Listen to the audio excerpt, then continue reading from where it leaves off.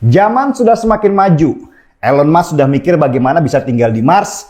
Cina juga sudah sibuk bagaimana bisa membuat matahari baru. Tetapi di sini, di negeri tercinta kita ini, masih banyak orang-orang mabuk agama yang gampang ditipu mentah-mentah. Ingat dulu gerombolan 212? Gerombolan 212 terinspirasi dari gerakan besar yang pernah mereka lakukan dengan kumpul-kumpul di Monas waktu Pilgub DKI di tahun 2016. Karena panitia 212-nya kaget, wah yang kumpul banyak nih. Mulailah otak bisnis mereka bekerja. Padahal mereka waktu kumpul-kumpul itu mengatasnamakan agama. Dari situ mereka membuat koperasi bernama 212 Mart, sebuah jaringan retail yang menyediakan bahan-bahan pokok sehari-hari.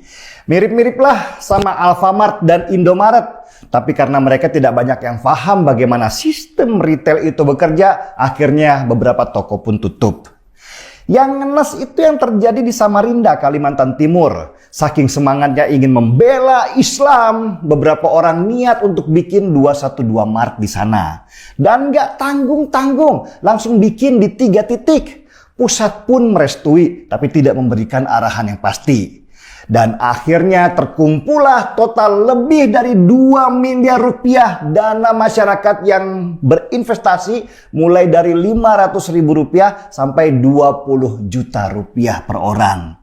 Sialnya, orang yang berinvestasi itu nggak paham bagaimana model investasi. Mereka hanya transfer saja ke sebuah rekening yang mereka percaya kalau orang itu ulama. Kan nggak mungkin menipu mereka. Permasalahan kemudian datang ketika para panitia yang terdiri dari orang-orang yang ngerti agama tapi nggak ngerti investasi ini bingung. Ini duitnya mau dikemanakan? Mau dikumpulkan di mana? Mereka kasakusuk sampai muncul seseorang yang sama agamisnya dengan mereka menawarkan diri untuk menjadi rekening penampungan mereka. Maka dari duit itu dibangunlah 212 Mart. Berjalan terseok-seok selama 2 tahun dan akhirnya si agamis tadi kabur nggak tahu kemana jejaknya. Ramelah mereka yang kemarin investasi dan berharap duitnya kembali. Ini juga aneh, katanya investasi untuk akhirat, tapi kok masih berharap untung lebih. Mereka pun ramai-ramai datang ke polisi mengadu kalau mereka sudah ditipu. Beberapa dari mereka mungkin sadar, gua kira kalau gua investasi atas nama agama nggak mungkin ditipu lah karena panitianya takut sama Tuhan. Ternyata kabur juga. Nasi pun sudah menjadi bubur saudara-saudara. Dan peristiwa penipuan atas nama agama ini mungkin kejadian keribuan kali yang terjadi di Indonesia. Tapi banyak yang nggak sadar-sadar juga. Kenapa begitu mudah menipu atas nama agama? Ini yang menarik. Agama selalu diidentikan dengan kebenaran. Karena itu pembawa agama selalu dianggap orang yang benar, soleh, dan bertakwa. Gak mungkinlah nipu. Kepercayaan terhadap mereka yang disebut ulama atau yang berpakaian gamis itu bahkan bisa mencapai 110%. Apalagi kalau orang itu dianggap cucu Nabi. Wah, bisa-bisa orang itu dianggap setara dengan Nabi. Jadi, kenapa harus tidak percaya ketika ada orang yang membawa agama sebagai jalan perjuangan? Nggak usahlah ke orang yang ngaku ulama deh. Lihat kotak amal di warung-warung dengan gambar pesantren atau masjid diantah berantah. Banyak orang yang tersentuh hatinya. Mereka menyumbang tanpa ngerti uangnya akan disalurkan kemana. Dan akhirnya terbongkar sudah kalau puluhan ribu kotak amal di Indonesia ternyata dananya disalurkan ke banyak lembaga radikal. Yang terbaru juga ada donasi buat beli kapal selam. Ini yang bikin ketawa. Lah, harga kapal selam standar saja diperkirakan sekitar 4 triliun rupiah. Mau donasi berapa juta umat? Apalagi yang donasi cuma kirim duit 1.000-an, 10.000-an. Kapan bisa terkumpul 1 triliun rupiah saja? Akhirnya ya terkumpul juga lah mereka 1,2 miliar rupiah. Jauh banget dari harapan. Mau disumbangkan, tapi TNI Angkatan Laut nolak.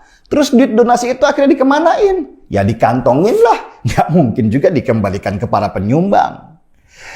Kapan umat beragama ini mau pintar sehingga nggak gampang dibodoh-bodohi atas nama agama? Ketika umat beragama menggunakan akal mereka dalam beragama. Agama itu petunjuk, sebuah kompas untuk memberikan arah yang benar dalam kehidupan. Dan untuk memahami bagaimana kompas itu bekerja, kita harus menggunakan akal dan pengetahuan kita. Gak bisa asal imani saja. Akhirnya kalau asal imani saja, ya jadinya bodoh berjamaah. Ustadznya buta, jamaahnya juga buta.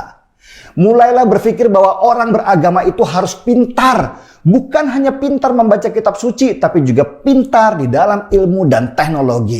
Kalau kalian bodoh terus, ya begitulah. Kalian akan terus dijadikan objek kapital buat orang-orang seperti Yahya Waloni yang sudah bodoh, tapi terus menebarkan kebodohannya tanpa ada rasa malu dan dengan penuh kepercayaan diri. Setuju? Puasa tinggal 12 harian lagi. Nanti sesudah buka kita angkat secangkir kopi. Markipu, mari kita menolak untuk ditipu. Saya Denny Sregar, kita di acara Timeline. Salam saudara-saudara yang diberkati oleh Tuhan. Itulah dia video cuplikan tanggapan dari seorang Denny Sregar.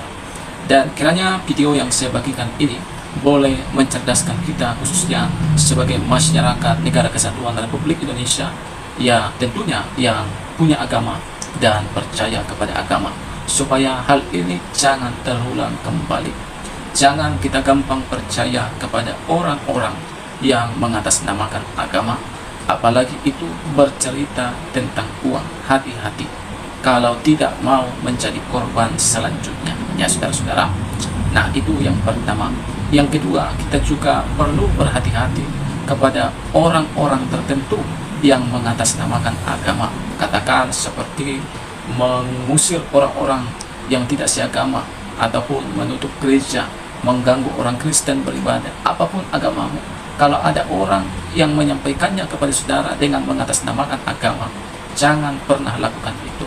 Karena yang pertama, itu melanggar undang-undang yang mengatakan bahwa kita harus punya peri kemanusiaan.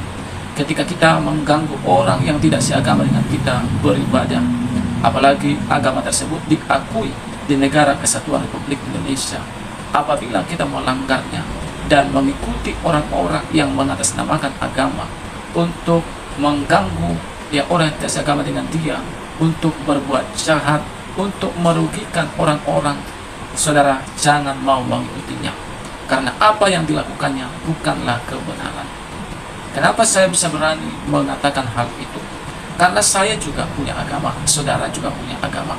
Tentunya dalam agama itu mengajarkan yang baik. Dalam agama itu tentunya tidak diajarkan untuk mengganggu, untuk merugikan orang lain, bahkan untuk menjahati orang lain. Nah, saudara, mari berhati-hati. Kiranya video yang saya bagikan ini boleh mencerdaskan kita. Ya, apa yang menjadi komentar saudara terhadap video ini? Silakan saudara-saudara isi di kolom komentar. Komentar yang bijak, komentar yang mengedukasi, dan komentar yang memberkati. Tuhan memberkati. Shalom.